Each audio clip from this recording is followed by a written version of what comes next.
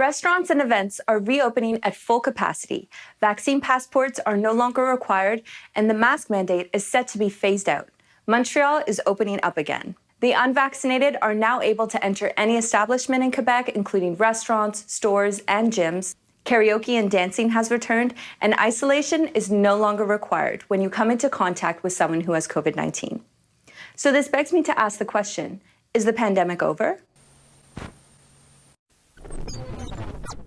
Scientific American called Omicron the fastest spreading virus in human history. BA2 is very, very contagious.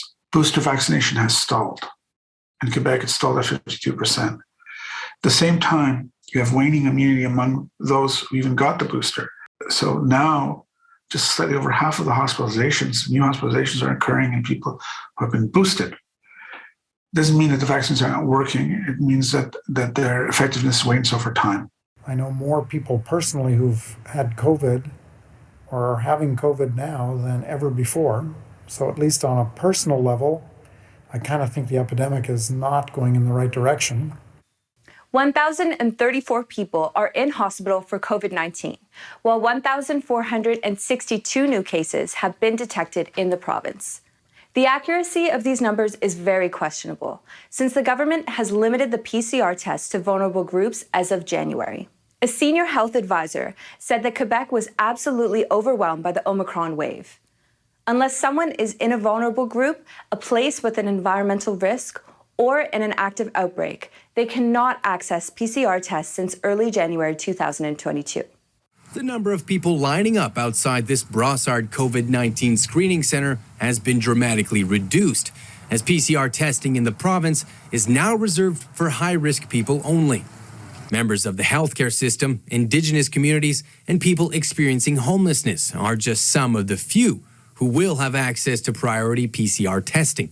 The government's decision to limit public access to PCR tests boiled down to both a limitation in staff and lack of resources. Erin Durfell, the healthcare journalist at the Montreal Gazette, has been doing groundbreaking reporting on the pandemic in the province, even briefly getting blocked on Twitter by Quebec Premier François Legault for his critique on the province's mismanagement of COVID-19. Durfell says we're not fully aware of the state that the province is in. We're not screening the population, so we don't really know. And we haven't resumed wastewater testing after discontinuing it for months and months. So we're riding blind. When you have states like Florida where they've had a huge death rate, they've suppressed the data, and it's a free-for-all in Florida. Wastewater testing has been taking place in Montreal, Quebec City, and 63 other locations across Canada. In Montreal, it was a 6-month pilot project that ended in December 2021. The city has decided to resurrect this project to track COVID-19 cases in lieu of limited PCR testing. So that's looking to see if viruses are being shed in wastewater. So that gives us an idea if there's going to be an uptick. It's kind of an early warning indicator. Wastewater surveillance is showing increases in different communities right across Canada. About 60% of the Canadian population is covered with wastewater surveillance, and there's a real move to get that up to 80%. The goal is to get it to 80%. The advantage is that it tells you, are cases likely to be going up? Because it picks up virus that's coming from asymptomatic people. And they can also sequence those viruses to see what variants they are. In Europe, where this BA.2 variant is really taking off, it's more transmissible. It's replacing the earlier Omicron. Many business owners rejoice in the reopening as they took an economic hit as the result of mandated lockdowns. I think we have to balance a number of things. We know for our psychological and our mental health that we need to get back to being more engaged with people in person.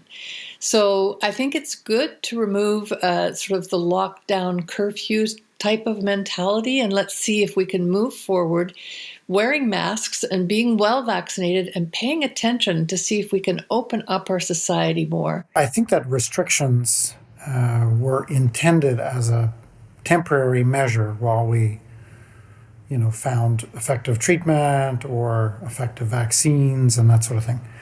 I don't think that they were initially intended by most people anyway, or no one imagined that they would go on for 2 years or more.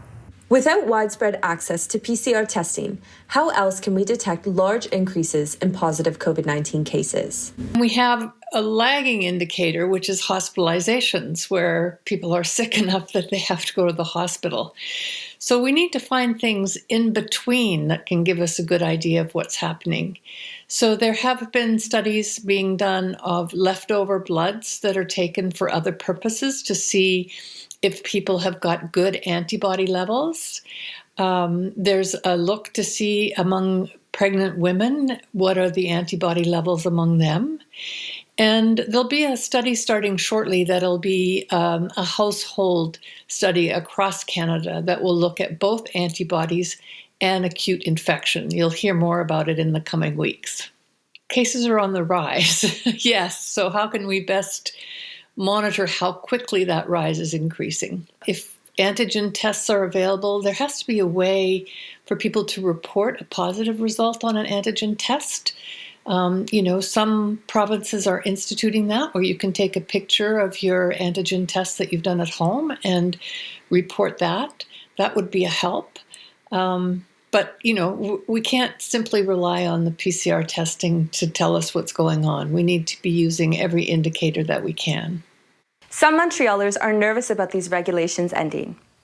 Soraya White, a Concordia student, says that not everyone in her class observes the rules already put in place. The enforcing of people wearing masks is a little bit inconsistent.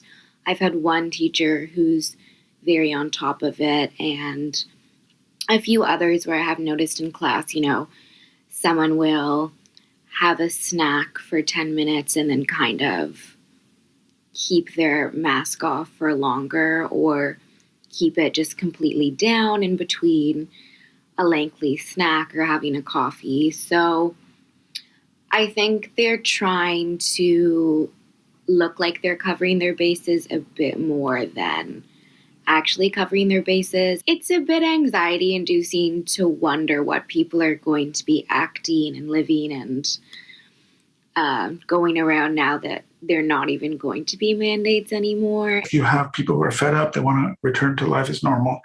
You have politicians who are electorally minded. You've had the trucker protests. People are fed up, so there's this natural desire to let's get back to normal. And to do that, let's lift the mask. But the virus is charting its own path. On March 11th, the province observed a minute of silence to commemorate 10,518 Quebecers who have died from COVID-19. Since then, the tally has increased to 14,213 people. It's been 2 years since the World Health Organization deemed COVID-19 a pandemic. So how did Quebec get itself into such a dire situation? The province has failed to invest in long-term care homes, also known as CHSLDs. During the pandemic's first wave, Quebec reported 4,836 deaths in elder care and long-term care homes, accounting for 64% of the overall death toll. There is COVID circulating in about 20 long-term care homes in Quebec, which is concerning. Older people don't have as robust immune systems as younger people do. So we really need to do everything we can to protect them from getting exposed to COVID. A study conducted in Italy shows that ventilation can cut school COVID-19 cases by 82%. Schools have been one of the top 2 largest environments for outbreaks in Quebec, alongside workplaces. The province has spent $293 million to improve ventilation in schools since July 2020, with a total of $500 million dedicated towards this. More than 80,000 CO2 readers have been sent to schools across Quebec, covering about 92% of schools in the province. However, the teachers' union, the Fédération Autonome de l'Enseignement, said many of the readers sent to schools are not yet functional. High levels of CO2 determines poor air quality and could contain airborne contaminants, including traces of COVID-19. The pandemic has exposed how the province's healthcare system is being upheld by the will of healthcare workers. As restrictions are lifted, healthcare workers are warning that unless the system undergoes a major revamping, there will be disastrous consequences. Quebec and Canada as a whole are under-equipped with hospital beds compared to other wealthy nations. Korea and Japan top the list, with 12 and 13 beds per 1,000 citizens respectively, while France has 6 beds for 1,000 citizens. This is more than double the number in Canada, at 2.5. The decline in the province healthcare system goes back all the way to the 80s. In order to avoid wasting resources, hospitals in the province have been designated to work at maximum capacity, resulting in long wait times and a shortage of proper frontline care. These issues stem from budget cuts and reforms. So can an already declining healthcare system handle another wave? The system struggles to address even non-COVID related health issues. The pandemic has overloaded an already failing healthcare system, leading to other serious health issues being underserved. Surgery backlog has been growing, with more than 156,000 surgeries being delayed as of the 1st of 2022. This is an increase of 140,000 since last year. We should be reporting 1 or 2 or 3 or 4 or 5 deaths. Yesterday, we reported 20 deaths. We shouldn't be reporting that. Premier François Legault called removing restrictions a calculated risk. So after March 14, almost all restriction will be lifted. We're taking a calculated risk to learn to live with the virus. And the best way to live with the virus is to get your 3 doses of vaccine. Yes, most of us can choose to go back to a more normal life. And we take a risk on getting sick with COVID, but it's like getting sick with influenza or common cold. Okay, it happens. But for the people who are at risk of severe illness despite being vaccinated, I think for them, that's where their lives are irrevocably altered. Immunocompromised, students, and healthcare workers may all face the weight of reopening. But what other groups may experience a risk as a result of the economic pressure to get back to normal? Data from early 2020 showed that low-income and racialized neighborhoods were hit the hardest by COVID-19 rates. Montreal, a neighborhood that is both low-income and racially diverse, held a high death toll at the start of the pandemic. This neighborhood is also the borough with the second highest cumulative rates of cases per 100,000 people since the start of the pandemic, with 18,297.8 total cases. Many community members and organizations have been pushing for the Quebec government to track race-based data since 2020. This would identify at which rate these communities are being disproportionately affected by the pandemic and identify how to provide support to them. Despite 2 years of mobilizing for this data, it is still not being collected. Migrant workers have been known to employ many frontline jobs in Montreal and Quebec, from employing healthcare roles, working at CHSLDs, to delivery and warehouse jobs. After the Quebec government promised that migrants in the healthcare industry would be deemed guardian angels in 2020, thus being prevented from deportation as a result of their role in helping during the pandemic, this promise fell through. Migrants in the healthcare industry began being deported months later. Jesus, a migrant who spoke to Local 514 in early 2021, said that he lost his job at a CHSLD after contracting COVID-19 in 2020. While reopening will be beneficial to the mental health and wallets of many, various groups face the risk of not only contracting the virus, but the danger of losing their job, experiencing long COVID, being hospitalized, and the possibility of dying. If for a 4-month period, we had continuing declining hospitalizations and no evidence of any kind of resurgence, go back the last 4 months. The government seems to be just focused on 1 month or 2 months. They're not focused on 4 months of time. So how can we keep safe despite reopening measures? And I would urge people to get their third shot. Vaccination, I view it as a tune-up of the immune system. And no more, no less. And continue to wear a mask in public. I'm reticent to remove masks and really want people to consider using them even when the mandate gets lifted. I think, we're quite used to doing it. We know that it's easy to remember to do it now. You have an extra mask in your car or your purse or your pocket. It really does protect other people from you, and it protects you from other people. So I think if you're in a place that's poorly ventilated, don't hesitate to wear a mask, even if there's no mask mandate for that place.